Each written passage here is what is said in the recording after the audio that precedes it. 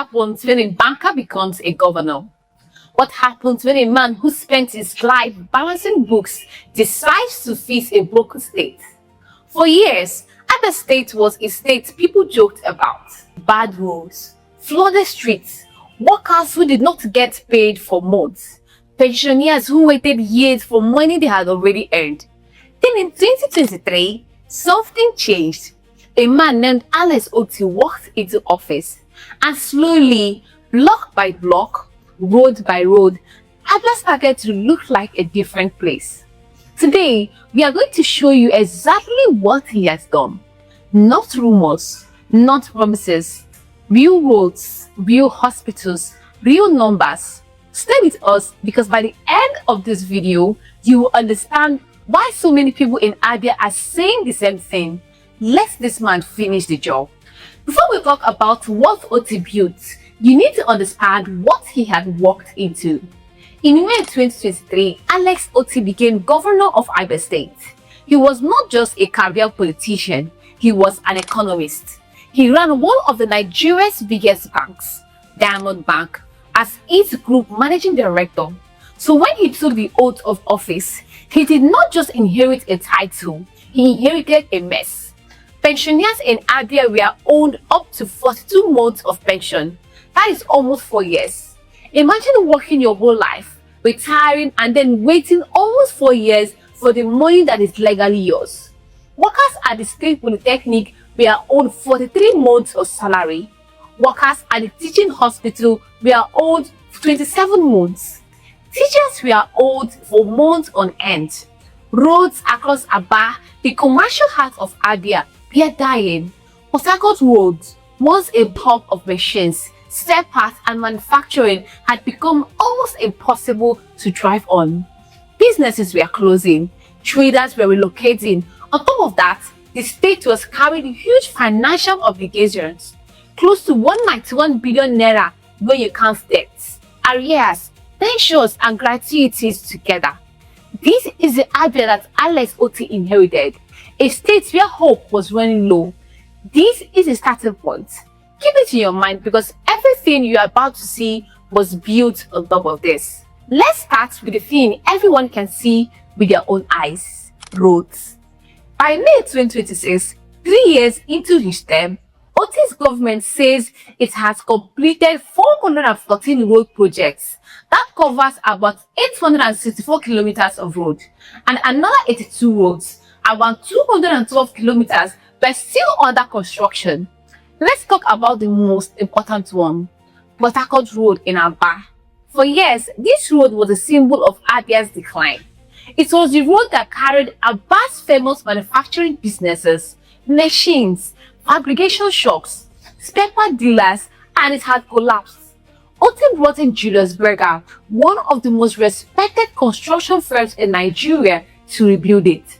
Today, Harcourt Road now has asphalt, working drainages, flood control, and street lighting. Businesses that once thought about relocating are now staying. Then, there is this Umuahia Road, another major artery in Aba, now reconstructed with proper drainage. There is Ovum Street Road, a road that used to be swallowed by gully erosion. Otti's team did not just fix the road, they stabilized the erosion first, then built the road on top of solid ground. The road was commissioned in February 2026. In Umuahia, the state capital, Aki Ironsi Boulevard was expanded into a 6-lane road with drainage, lighting, and proper markings. It is now one of the most beautiful stretches of road in the state's capital. There is Omanuku Bridge, connecting communities that used to struggle just to move from one side to another. And there is the Umuahia Uzakole Abreba of Mafia Road, a long corridor linking the capital to communities in Abia North, cutting travel time and opening up trade routes for farmers and traders. This is not just about tar and concrete. This is about a mother who can now get her sick child to a hospital in minutes instead of hours. This is about a trader who can now move goods from Aba without damaging them on broken roads. This is about a business owner who decides not to shut down because the road that connects him to his customers is finally usable again. A good government does not just build roads, it builds systems to move people. Otti's administration launched the Abia Green Shuttle Initiative. By April 2026, this shuttle service has carried more than 226,000 passengers. It includes electric buses with plans for solar-powered Chinese stations. Think about what that means. Cleaner transportation, lower fares, and a real alternative to the chaos of unregulated transport.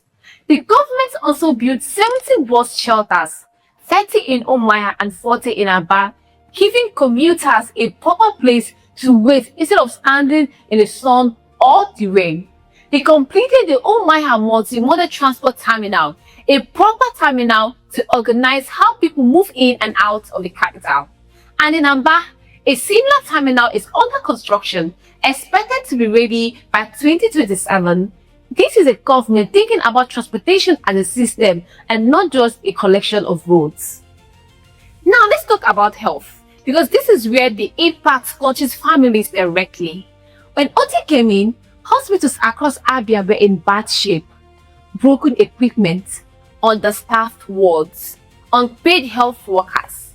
His government says it retrofitted 277 primary healthcare centers spread across all 184 wards in the state. 200 of these were funded by the state itself. 77 were supported by the World Bank. By May 2026, more than 120 of these centers were fully functional, with the rest expected to follow as staffing and equipment catch up. The government recruited more health workers, somewhere between 821 and 834 doctors, nurses, consultants, and technicians. By May 2026, about 771 of them had already resumed work. Think about what this means for a village that had no doctor for years. Now imagine a nurse walking into the same village clinic, ready to work. The government also launched the Abia State Health Insurance Scheme. By May 2026, at least 193,000 people had enrolled. This means families no longer have to choose between paying rent and paying for medicine. Beyond the primary health centers, general hospitals in places like Umuahia, Abayi, Aba, Umuahia, Mporo, Obingwa, Arochukwu, Ohofia, Ihuano, Ohigbe, and Okwa East are being rehabilitated. A brand new general hospital is under construction in Okwa East. The Abia State University Teaching Hospital is being reconstructed to restore its accreditation and rebuild its reputation as a training ground for doctors. And two hospitals, Amacha and Umunato, are being upgraded into specialist facilities, part of a bigger plan to rebuild a proper referral system so that patients are not sent from one under-equipped hospital to another. And then there's a bigger vision. Abia Medical City, a proposed $1.3 billion project to build a full medical destination, specialist hospitals, diagnostics, research centers, training facilities, all in one place. This is still in progress and it needs investors. But the ambition alone tells you where Otti wants to take Abia. Not just a state with hospitals, but a state that becomes a medical hub to the whole region. Education has always been the foundation of any real transformation. Otti understood this and he acted fast. In January 2025, his government introduced free and compulsory basic education for every child living in Abia, including children whose families are not originally from the state. By May 2026, more than 300,000 pupils had enrolled. The target is 500,000. Think about that number.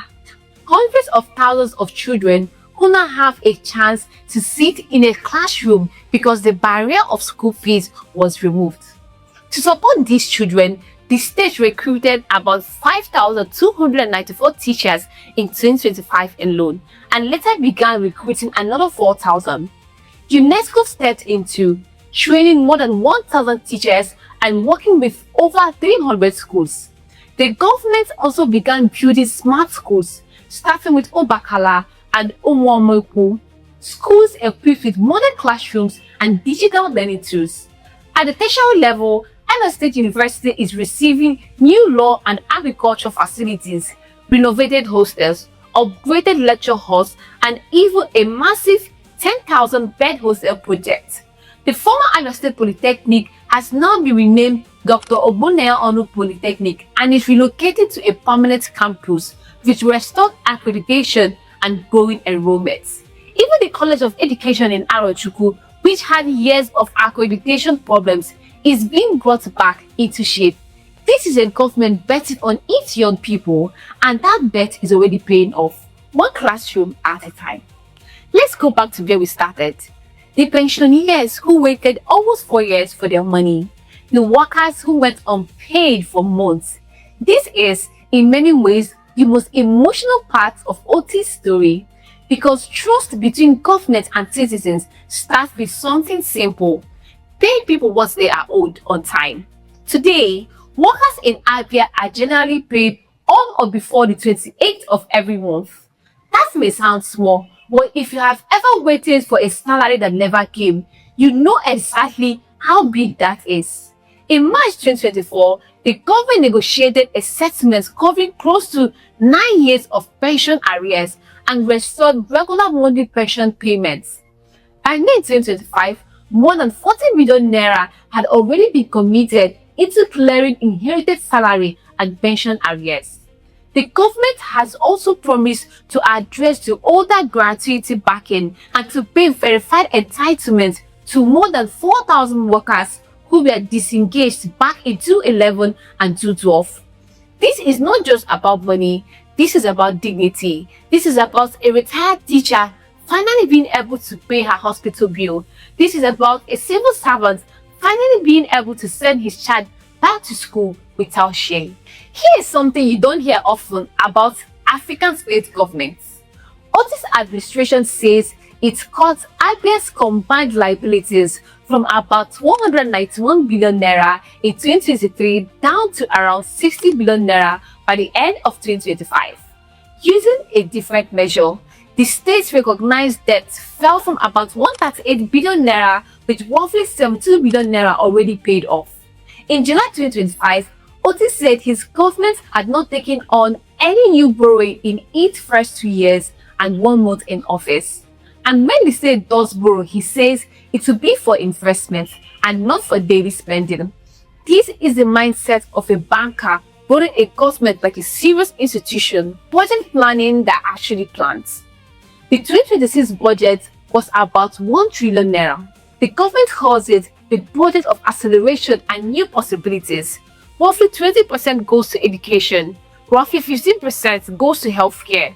These are not just numbers on paper, they are choices, and they show you what this government considers a priority. If I've ever tried to get a certificate of occupancy in Nigeria, you know the pain, years of waiting, loss of files, endless trips to government offices. By May 2026, Otti's government has signed a 4,707 certificates of occupancy. This is more than what was issued in the entire period between 1999 and 2023. The government also digitalized about 4 million land documents, moving away from paper files that can disappear or get duplicated.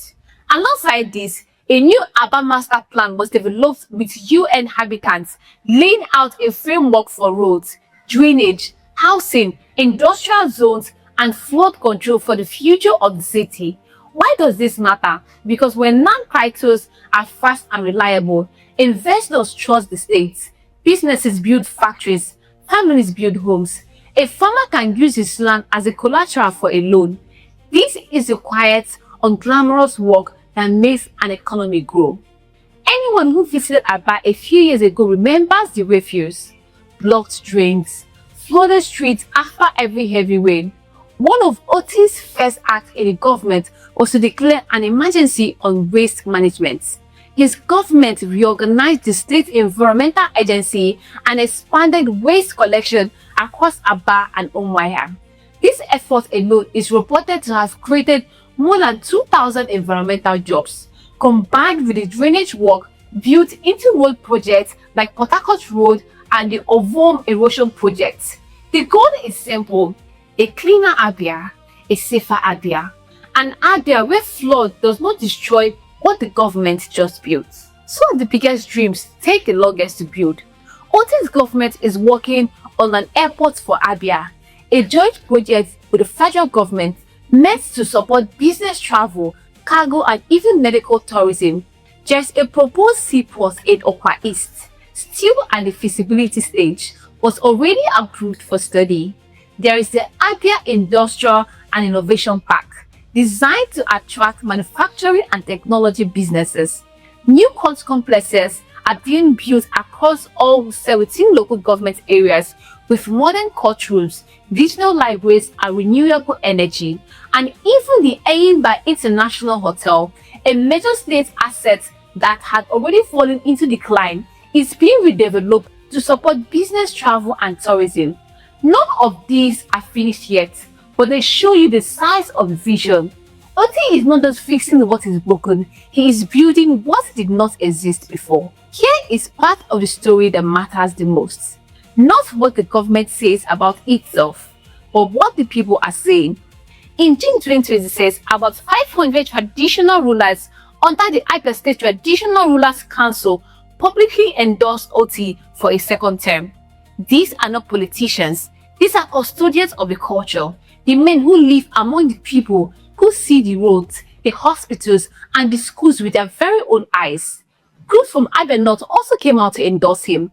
Support for Otti is not limited to his own political party. It came from traders, workers, professionals, community leaders and every resident who have watched their state change in front of them. Why? Because for the first time in a long time, people are judging their governments by what they can see and touch. The roads they drive on, salaries that arrive on time, hospitals that can actually open, children in school who used to be at home. This is what the real transformation looks like. Not a promise on a campaign poster, a road under your tires, a nurse in your local clinic, a salary alert on your phone. Now, let's be honest with you, because that is what a good documentary should do. Not everything is complete. The Abian Medical City still needs investors. The airport is still under development. The seaport is still just a feasibility study. Some healthcare centers have been renovated but are still waiting for full staffing and equipment. The gratuity backing, decades old, is still being worked through. But here's the thing, Otti has never hidden these facts. His government openly reports what is completed, what is ongoing, and what is still a proposal. That kind of honesty is rare, and it tells you something about the man leading this transformation. He is not interested in empty declaration, he is interested in finishing the job. Think about everything you just heard. A man who inherited a state with almost 4 years of pension arrears, a state with roads that had become jokes, a state where hope was running low. In just 3 years, the same man has rebuilt hundreds of kilometers of roads, fixed hundreds of health centers, sent hundreds of thousands of children back to school, paid workers on time, cut the state's debt burden almost in half, digitized millions of land records, and started building an airport, an industrial park, and a medical city. This is not a man who is done. This is a man who is just getting started. The traditional rulers know it. The traders know it. The parents whose children are back in school know it. The workers who get a salary on the 28th of every month know it. Abia is not the same state it was in 2023, and the people who live there feel it every single day. That is why many voices across Abia are saying the same thing. Let him finish what he started. This is the story of Alex Otti and the transformation of Abia State. A banker who became a builder, a governor who chose roads over rhetoric, salaries over silence, and hospitals over excuses. If this video opened your eyes to what is really happening in Abia, do not scroll past it. Like this video, drop a comment and tell us what part of this story moved you the most. And if you want more stories like this, stories about the leaders quietly rebuilding Africa, subscribe to Ariaria right now. Turn on notifications so that you will never miss the next one. My name is Blessing Chris. See you in the next one.